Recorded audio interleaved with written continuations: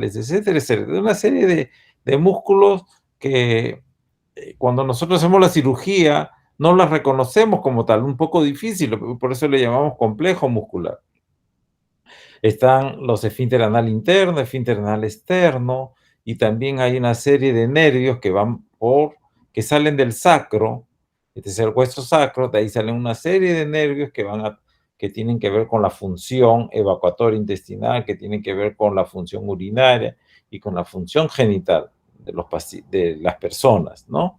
Entonces, en las malformaciones anorrectales, como en este esquema, el recto quedó acá arriba y no llegó y no se formó este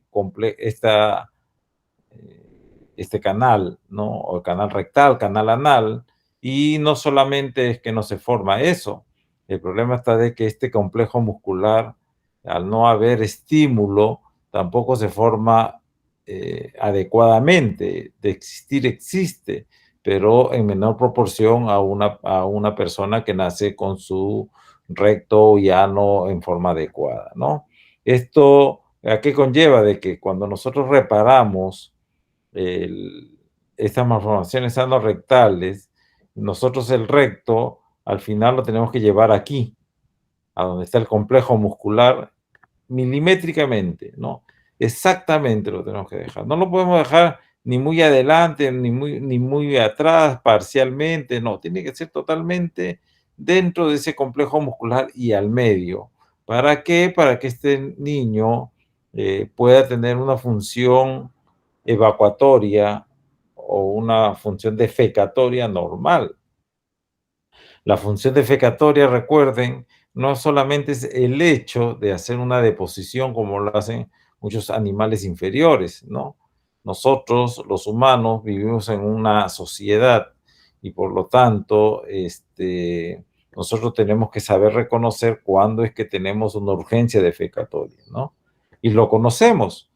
En estos momentos que estamos en clase, si alguien tiene una necesidad evacuatoria intestinal, que así se llama, o función defecatoria, puede mantenerlo y esperar, ¿no? Porque capaz la clase le parece interesante y dicen, bueno, dentro de un rato voy al baño, ¿no? Y lo mantiene.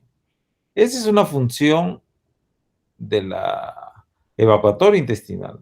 Estos niños hay que lograr de que tengan también esa posibilidad, que tengan la posibilidad de discriminatoria también, o sea, que puedan saber de que lo que va a realizar es una deposición o un gas, por ejemplo, ¿no? Mantener ese gas o eliminarlo también, ¿no? En forma adecuada, en el sitio adecuado.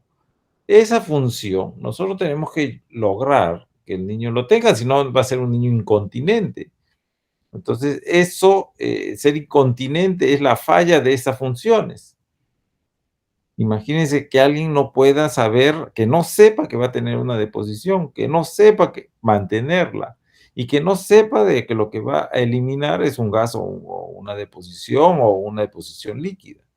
Eso es todo un problema realmente social para alguien que está en crecimiento, para un niño, ¿no? No podría ir al colegio, no podría ir a la universidad y toda una serie de restricciones que va a tener con él y con la sociedad, ¿no? Estas malformaciones anorrectales o MAR, ¿no?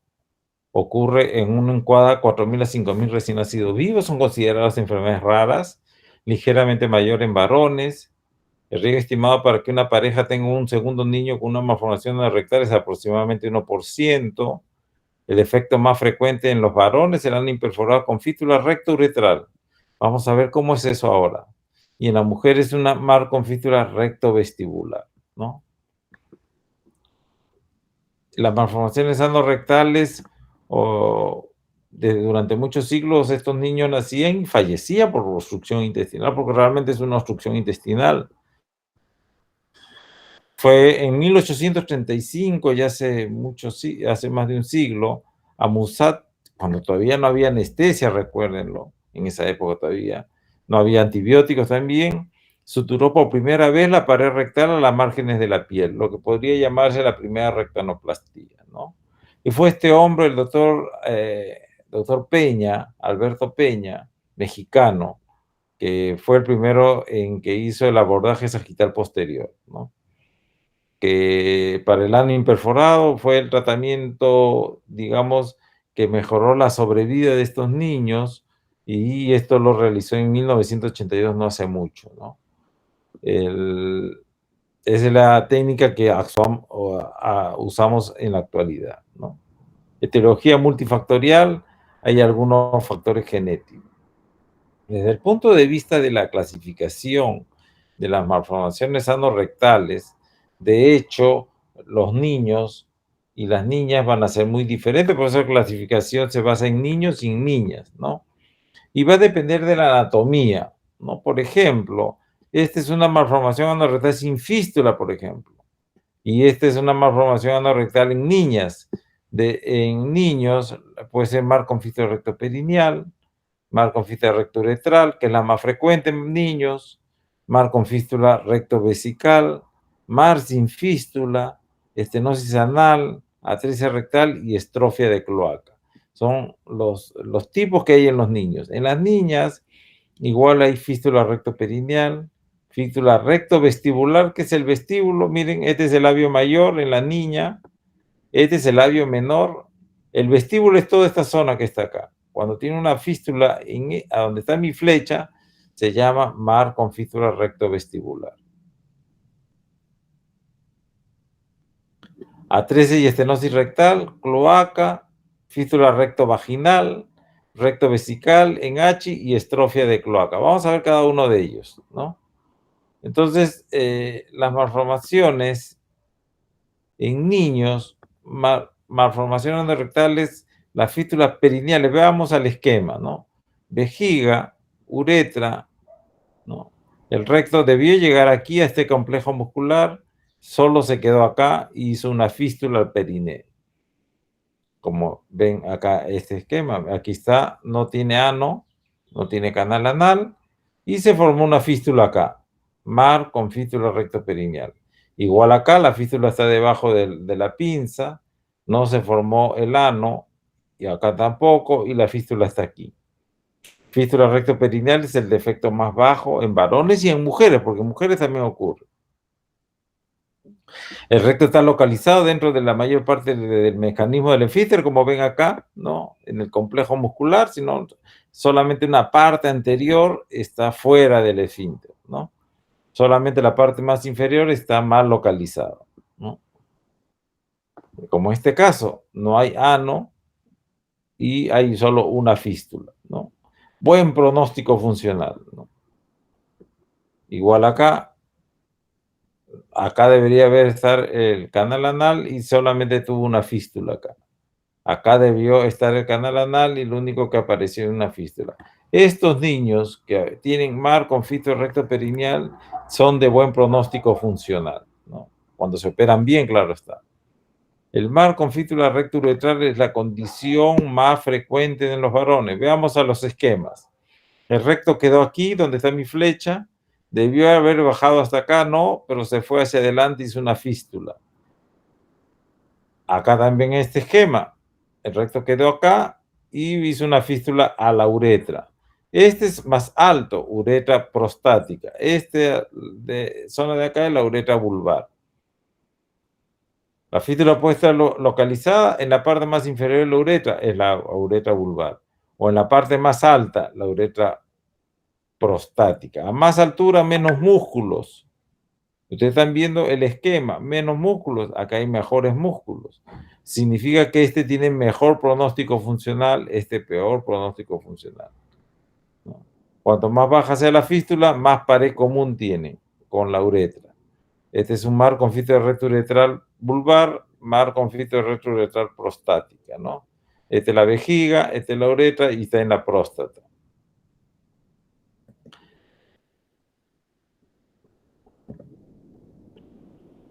Ano imperforado sin fístula.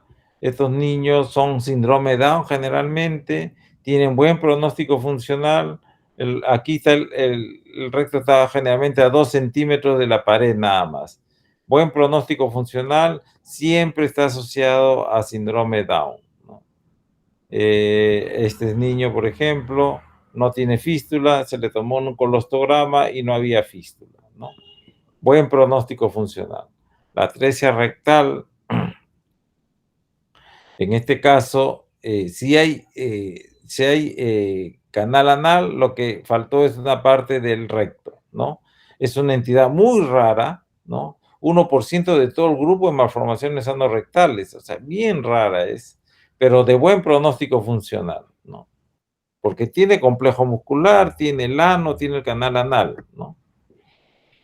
En mujeres, en mujeres son diferentes a los hombres, somos diferentes en el periné, de hecho, pero tenemos también, las mujeres tienen mar con filtro recto perineal, buen pronóstico funcional igual que el varón, ¿no?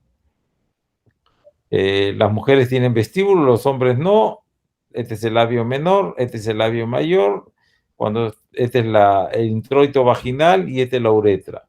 Entonces, cuando hay un agujero acá y no tiene ano, mar con filtro recto vestibular, condición más frecuente en la mujer, ¿no? Como en este caso, ahí está el mar con filtro recto vestibular. 5% de estos pacientes tienen dos vaginas, ¿no? O sea, asociada tienen, ¿no? Buen pronóstico funcional también un mar con filtro recto vestibular. Si se operan bien, claro está. ¿Qué es la cloaca? Cuando se une el canal urinario, el canal genital y el canal digestivo en un solo conducto, ese conducto se llama cloaca. Aquí como en esta foto, no tiene anito, no tiene vagina, pero tiene un solo agujerito.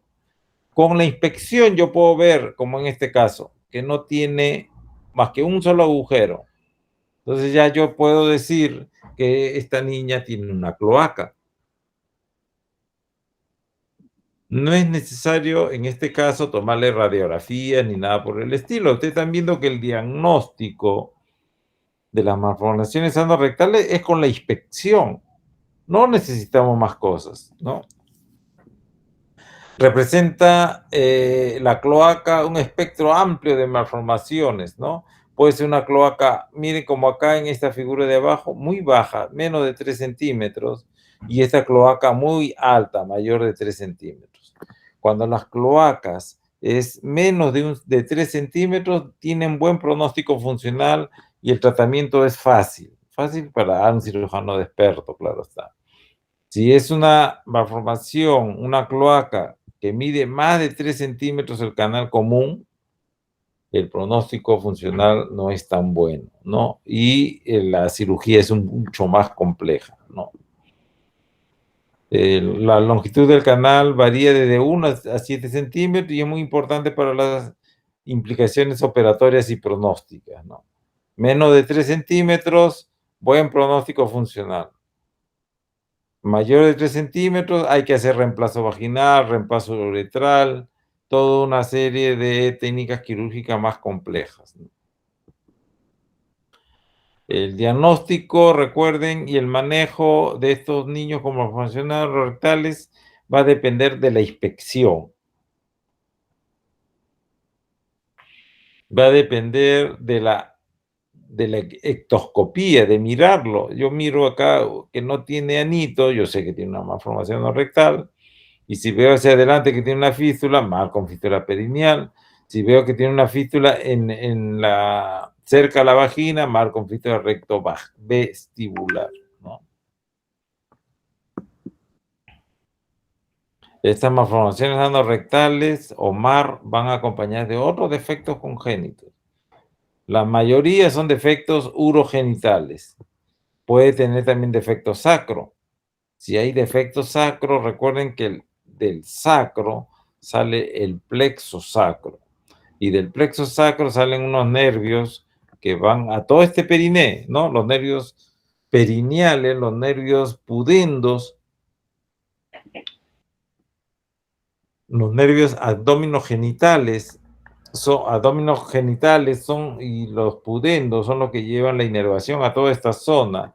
Y por lo tanto, si hay deformidad sacra, va a haber de hecho alteración en los nervios y por lo tanto la función evacuatoria intestinal y urinaria no va a ser la adecuada, ¿no?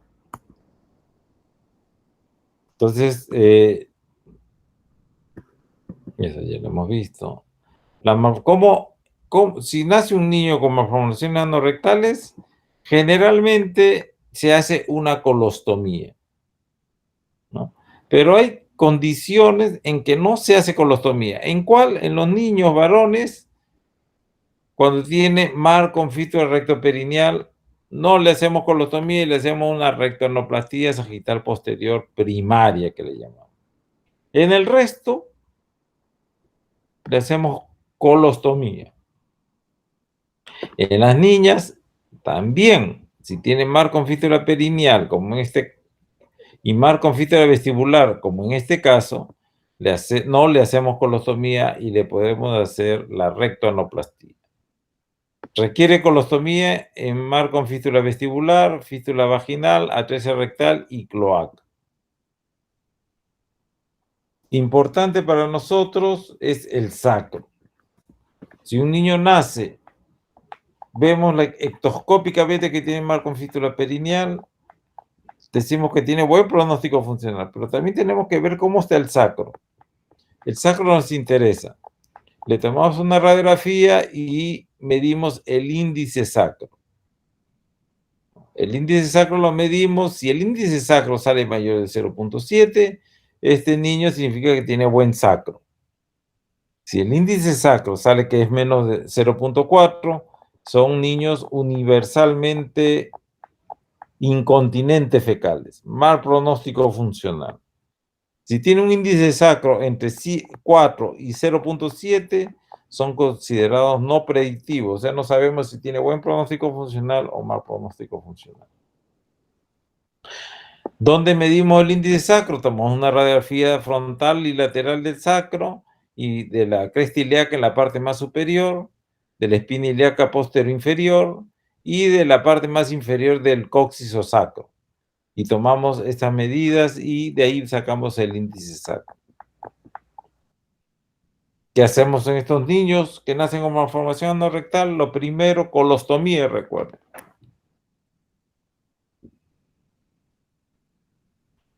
Si ustedes están en un sitio donde no hay cirujanos, donde no hay experiencia en hacer estas cirugías, a todos háganle colostomía, ¿no? Una vez que le hacemos la colostomía, ya está desfuncionalizado, esperamos que estos niños crezcan, que tengan 3 meses, 4 meses, dependiendo de la experiencia del cirujano, y ahí recién le hacemos la rectoanoplastía sagital posterior. Si tiene cloaca, le hacemos la rectoanoplastía, en esa misma cirugía le hacemos la vagina, y en esa misma cirugía le hacemos la uretra, ¿no? Son ya cirugías de alta complejidad.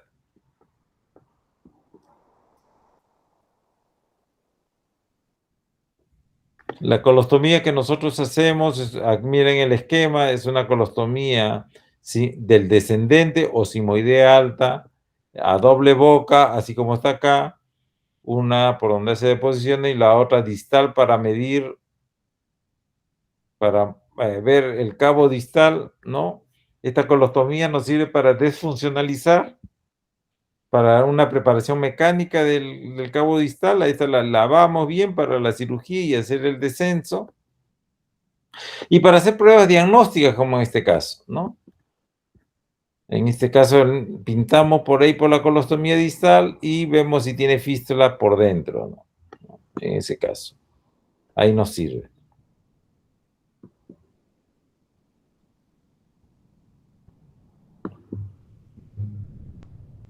Entonces, el tratamiento en las malformaciones bajas o en las malformaciones con fístulas perineales es la rectanoplastía sagital posterior primaria, ¿no?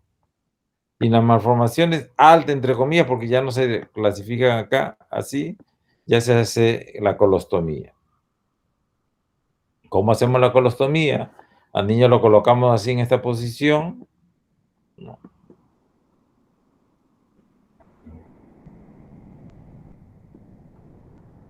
En esta es la posición, es en decúbito ventral con la pelvis elevada, en navaja sevillana se llama así, ¿no?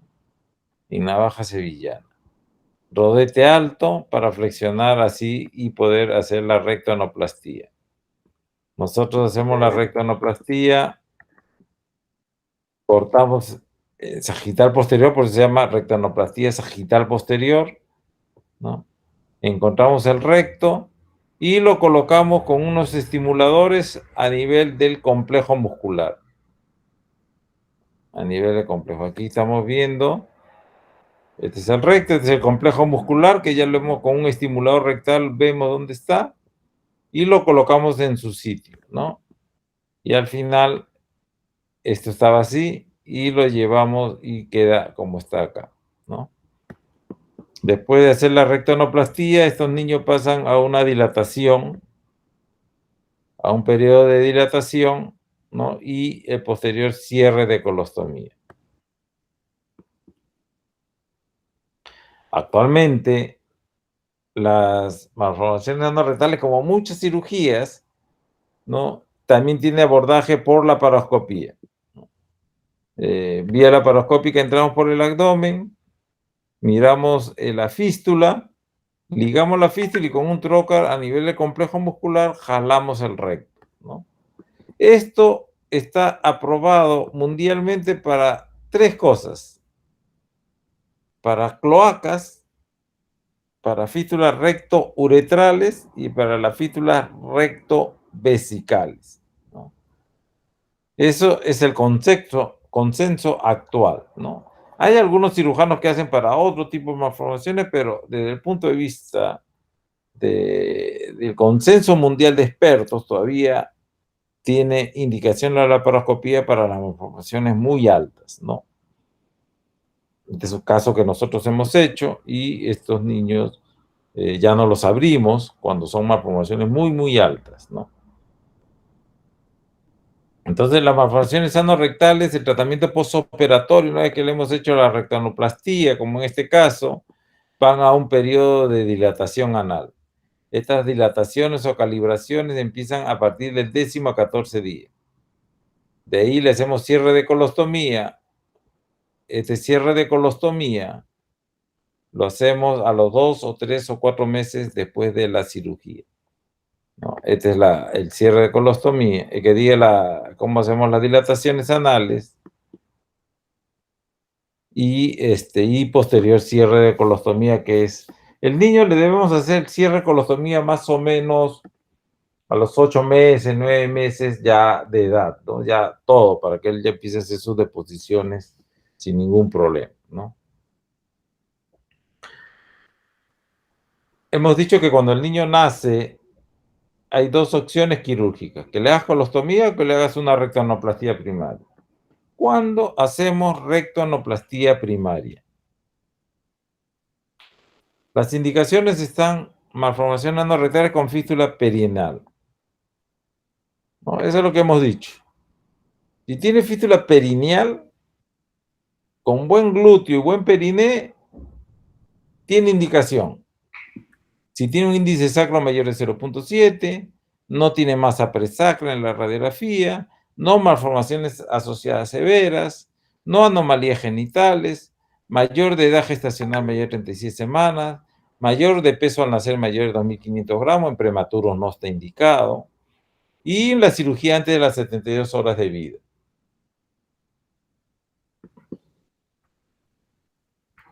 El pronóstico, hemos dicho, de la función intestinal, que es lo más importante. Yo puedo operarlo al niño bien, entre comillas bien, pero lo más importante es saber cómo va a quedar en el futuro. ¿Cuándo nosotros podemos evaluar si este niño está correctamente, funcionalmente bien o no? Más o menos a los 3 o 4 años que ellos tienen control intestinal. Antes todos son incontinentes, ¿no? Todos los niños hacen su depósito porque se usan pañal.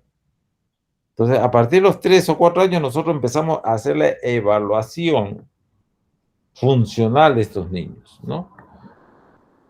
Y en la evaluación funcional, el pronóstico va a depender del tipo de malformación, ¿no? Por ejemplo, el MAR con fístula recto perineal tiene un 100% de buen pronóstico funcional.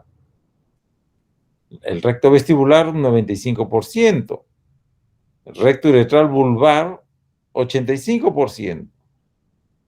Sin fístula de 80-90% de buen pronóstico. O sea, todo esto tiene buen pronóstico funcional. Pero miren, el mar con fístula recto uretral prostática tiene 65% de buen control funcional. O sea, a mayor altura, menor pronóstico funcional. Mar con fístula recto vesical, por ejemplo, solamente tiene un pronóstico funcional de 15%. O sea, mal conflicto recto vesical, cuando nacen, estos niños tienen el periné plano y hay que decirle a los papás, no, nosotros somos expertos en operarlo, pero el problema no es, el problema es su musculatura, sus nervios que no vinieron adecuadamente, ¿no? La cloaca con un canal menos de 3 centímetros tiene buen pronóstico funcional también, más del 70%. Las complicaciones funcionales de las malformaciones anorrectales, lo que nosotros evaluamos es la constipación, los niños son muchas veces constipados, y la incontinencia fecal. Y la continencia fecal va a depender de unos factores. Buen pronóstico de continencia fecal es cuando el índice sacro es mayor de 0.7, cuando la línea media interglútea está bien evidente, o sea, tú naces este niño y tiene buen glúteo, tiene buen rafe medio, no tiene anito, pero toda su estructura perineal está bien adecuada. Entonces dices, este niño tiene buenos músculos, ¿no? Endoscópicamente. Si tiene atresia rectal, fístula perineal, fístula vestibular, recto uretral vulvar, mar sin fístula, todos ellos tienen buen pronóstico funcional. Los contrarios no. Sacro anormal, menos de 1.4, periné plano, médula anclada, tipo de mar con fístula recto vesical, cloacas mayores de 3 centímetros y malformaciones complejas son mal pronóstico funcional. Preguntas.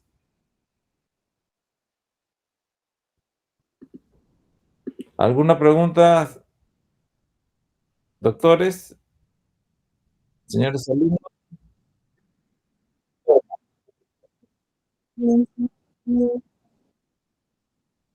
Las indicaciones en la actualidad aceptadas por consenso es mar las cloacas, mar con fístula recto uretral prostática y mar con fístula recto vesical, ¿no?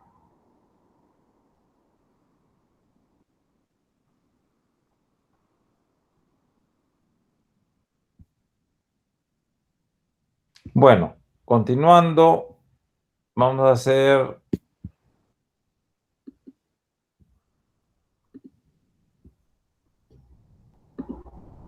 enfermedad de Hirschsprung.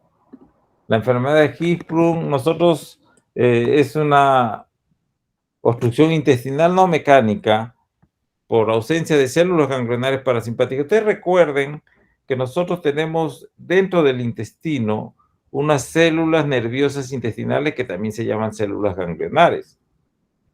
Estas células nerviosas intestinales están en todo el intestino, en el esófago, estómago, duodeno, yeyuno, ilion, colon, hasta el recto.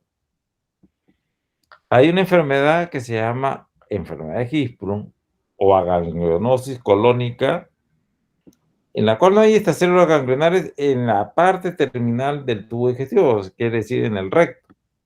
O sea, eso no, y esto, al no haber estas células nerviosas intestinales, el recto no funciona, o el intestino que no la tenga no funciona, y por lo tanto va a producir obstrucción intestinal fisiológica. Entonces, la enfermedad de Hirschsprung es una obstrucción intestinal no mecánica, funcional, por ausencia de células ganglionares parasimpáticas o células nerviosas intestinales de los plexos autónomos del intestino terminal. O ausencia congénita de células ganglionares en los plexos mientéricos, porque ahí están, de Auerbach y en el submucoso de Meissner, de la pared del intestino. Afecta el recto y otros segmentos del colon en forma ascendente. Siempre está enfermo el recto, pero puede estar enfermo recto y sigmoide. Recto, colon descendente, sigmoide y colon descendente. Recto y todo el colon. O sea, Doctor, disculpe, ¿está proyectando sus diapositivas? ¿sí? No, no le estamos viendo. ¿No estás viendo? ¿Por qué no me han dicho?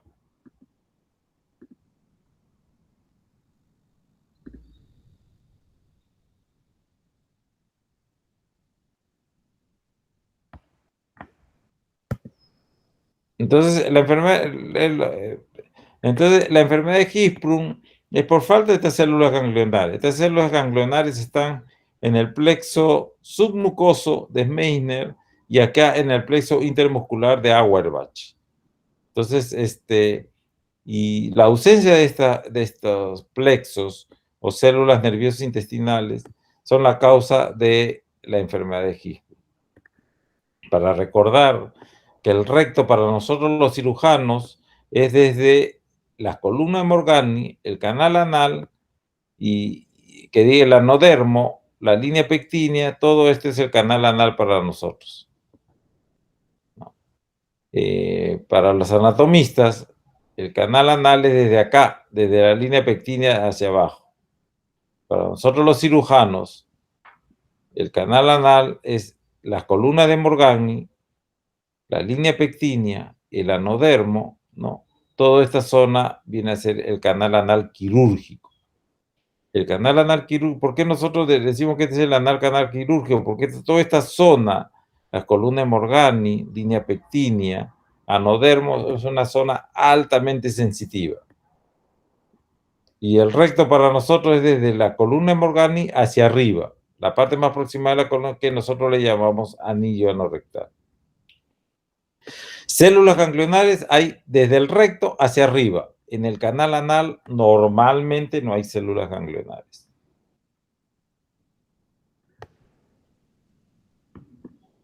La enfermedad de Hirschsprung ocurre en 1 en 5.000 recién nacidos vivos, más o menos igual de frecuente que las malformaciones anorrectales.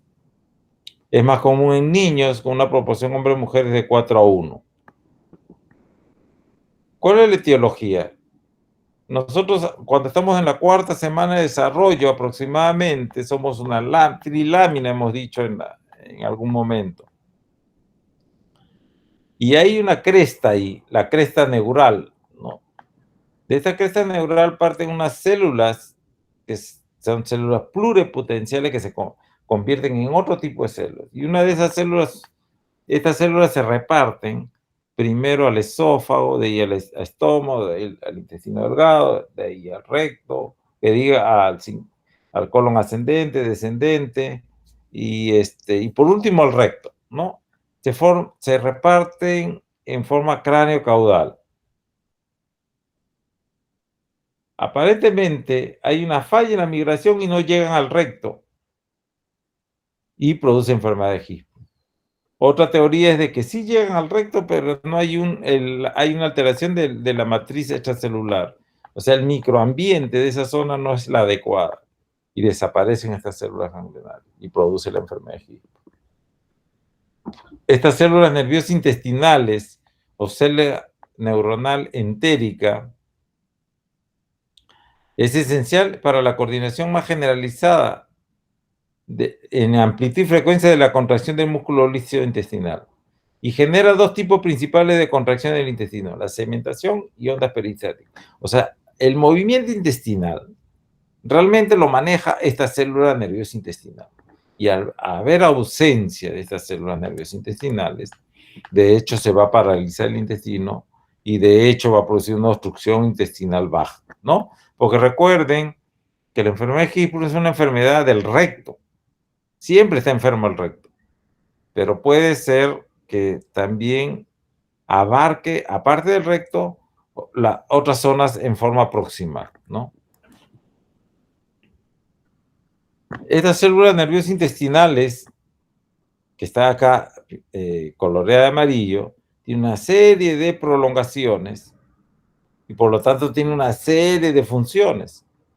La principal es la segmentación y ondas peristálticas, flujo sanguíneo, tiene que ver con el sistema inmunológico porque está relacionado con los macrófagos, ¿no? Tienen que ver con los procesos inflamatorios, absorción de nutrientes, secreción epitelial, porque tiene una serie de ramificaciones de estas células nerviosas hacia todas estas células que están ahí en ese nivel.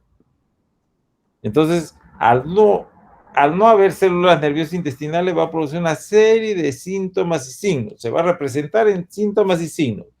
De hecho, es una obstrucción, ¿no?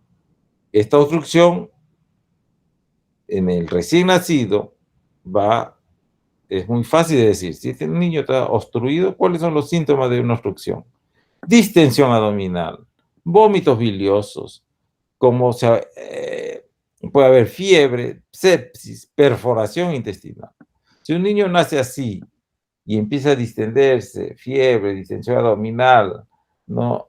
De hecho, que uno tiene que estar pensando en una obstrucción intestinal, ¿no?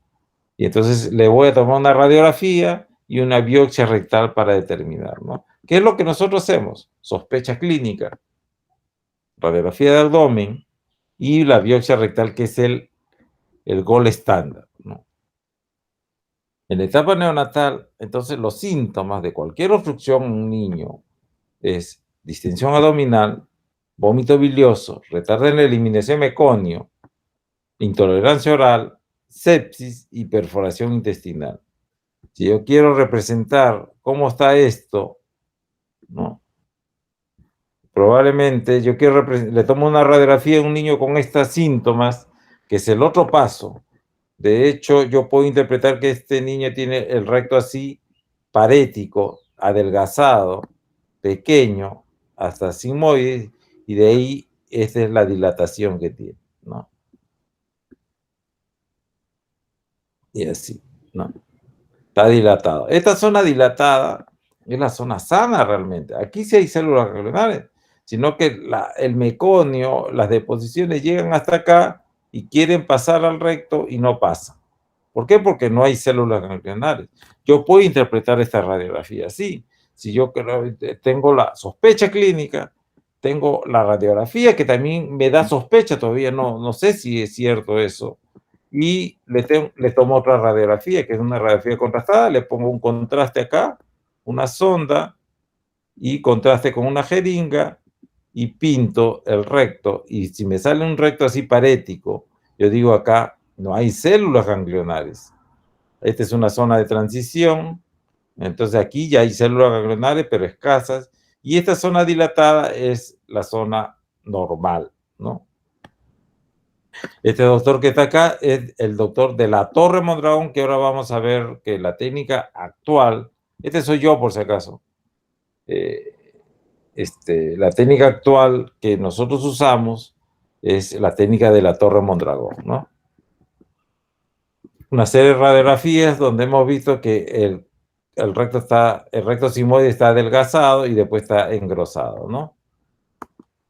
Como este es otro caso diferente, el recto adelgazado y de ahí viene alta sospecha de enfermedad de Hirschsprung. Y el diagnóstico, de hecho, es un diagnóstico anatomopatológico, ¿no? Hay que buscar lo que no hay, ¿no? Paradójico. Tienes que buscar que no hay unas células. Entonces, estas son las células nerviosas intestinales y esta patología de acá, no hay células nerviosas intestinales. Usamos la coloración hematocilineosina, acetilcolinesterasa y calretinina, ¿no? Y hacemos la biopsia rectal. ¿Dónde hacemos la biopsia? En el recto. Puede ser que este niño tenga enfermedad de Hirschsprung del recto y del sigmoide, que es lo más frecuente.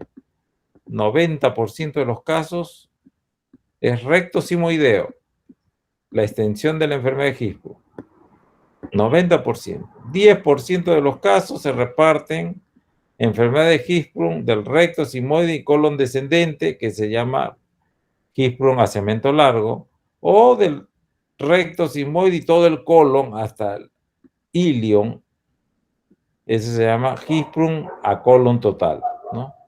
Estos dos es 10% de los casos. Pero cualquiera de los dos, cualquiera de los tres que diga, siempre está enfermo el recto. Por lo tanto, el diagnóstico lo hacemos con una biopsia de recto. Esta es una representación de un niño con enfermedad de Hirschsprung. Este es el recto, ¿está bien? Aquí está la línea pectínea, que es la que vemos Este es el canal anal. ¿Está bien? A 1 centímetro o a 2 centímetros, entramos y tomamos biopsia acá. ¿Qué es lo que vamos a encontrar en la biopsia de este nivel?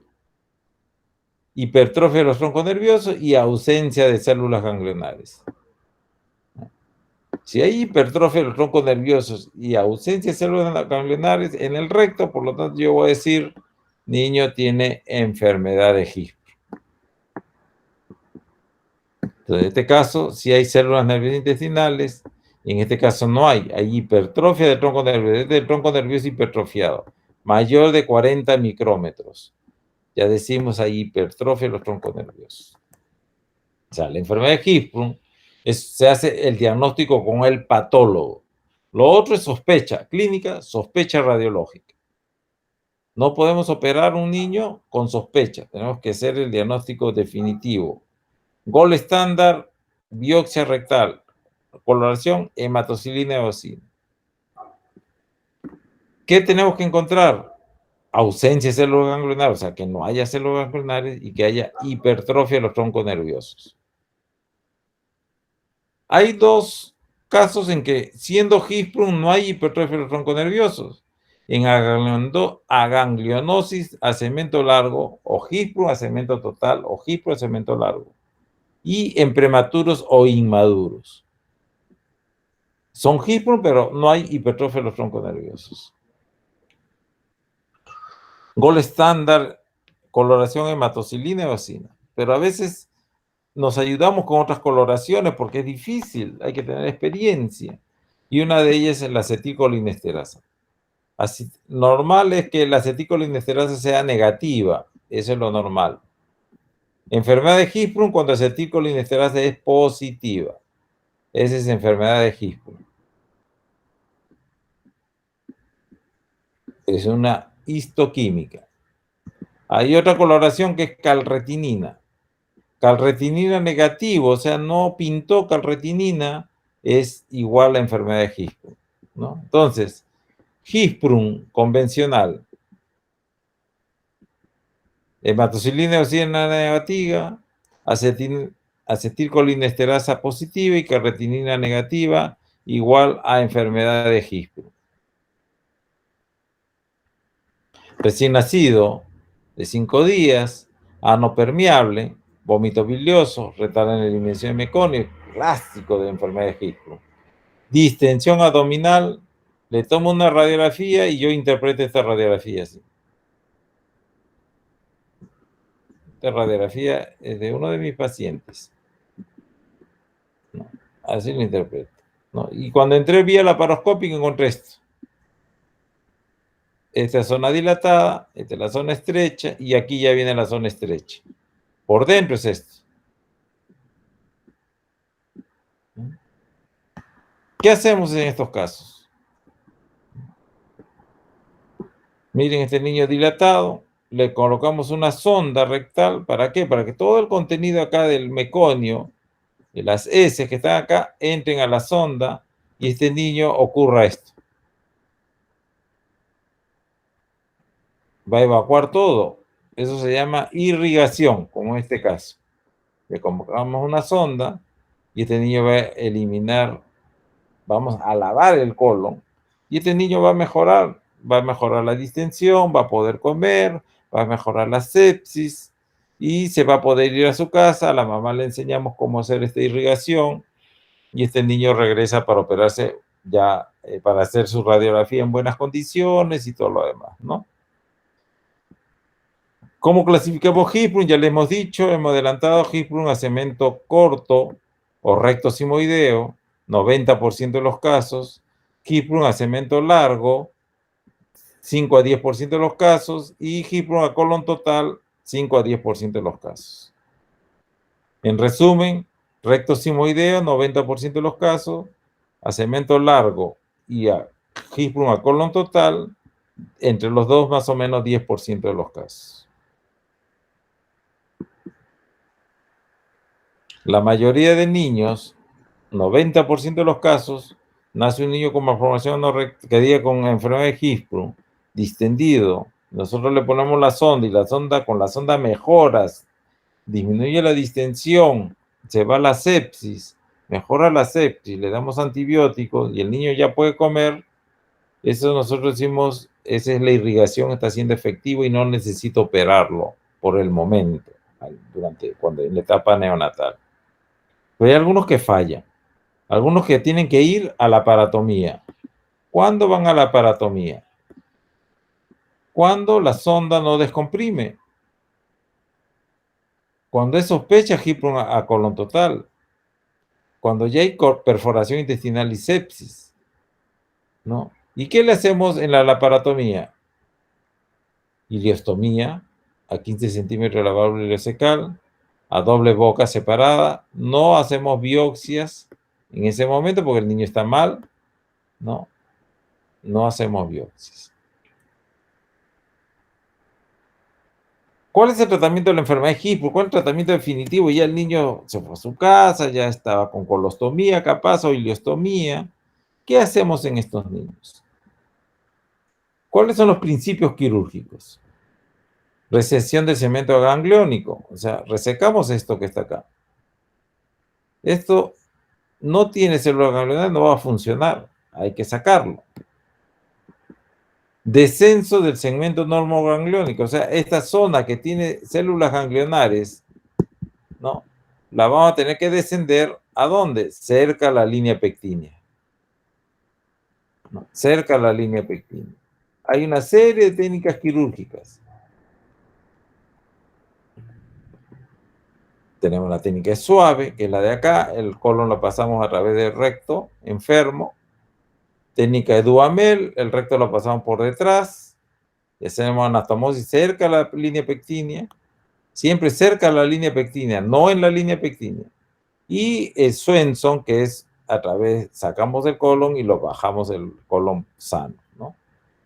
Todas esas técnicas son técnicas antiguas que se usan en la actualidad por si acaso, que son técnicas abdominales, teníamos que abrir el abdomen, hasta que viene de la Torre Mondragón, ese que les mostré hace un rato, que está ahí en la foto conmigo, y hizo la técnica transanal para enfermedades de Hirschsprung. Miren acá el video. Esta técnica transanal puede ser técnica suave o Swenson, pero transanal, ¿no? Este es un caso de Swenson transanal, por vía transanal. Esta es la línea pectínea, está acá, esta que está acá, a 1 centímetro, a 1,5 centímetros, más o menos empezamos la disección hacia arriba. Esta es la técnica transanal. Vamos jalando y sacamos todo el recto enfermo. Esta es la zona estrecha, la zona de transición y la zona dilatada, y aquí cortamos y ahí hacemos la anastomosis. Este es un caso nuestro, por ejemplo. Ahí vemos cómo sacamos. Ya está la disección. Esta es la línea pectínea, acá más o menos. Y miren, esta es la zona estrecha. La zona de transición. Aquí hemos hecho biopsia. Acá también. Acá salió que había células ya. En una biopsia más abajo no había. Acá ya había. Entonces subimos 5 centímetros más arriba y ya había buena cantidad. Y para estar más seguros por el niño, nos vamos 10 a 15 centímetros más arriba. Y hacemos la anastomosis como está acá. Colorectal, ¿no? Esta es la línea pectínea que está demarcada, nosotros la hemos demarcado. A 1 centímetro, 1,5 centímetros. ¿Por qué? Porque esta zona es altamente sensitiva, recuerden. Este es el canal anal. Los cirujanos no tocamos el canal anal.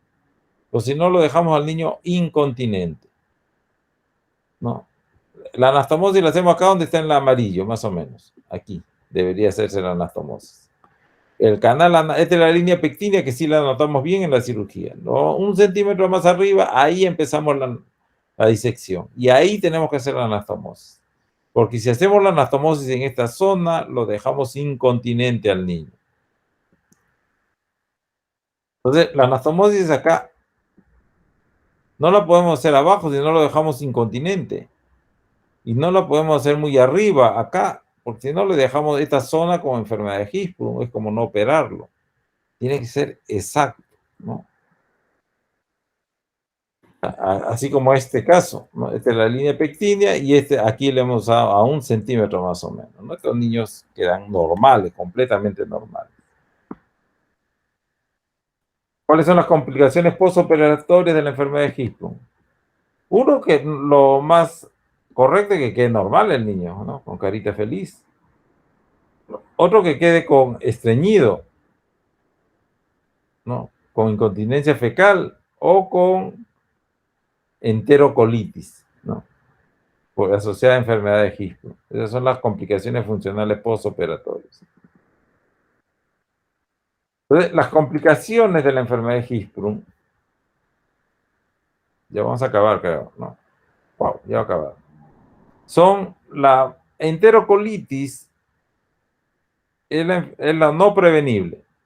Es una complicación no prevenible. En cambio, las prevenibles son hechas por los cirujanos. Ganglionosis residual, prolapso rectal, fuga anastomosis, incontinencia fecal, todas ellas son hechas por los cirujanos. La enterocolitis no, la enterocolitis es propia de la enfermedad, no depende del cirujano. Preguntas. Creo que se va a acabar Valeria.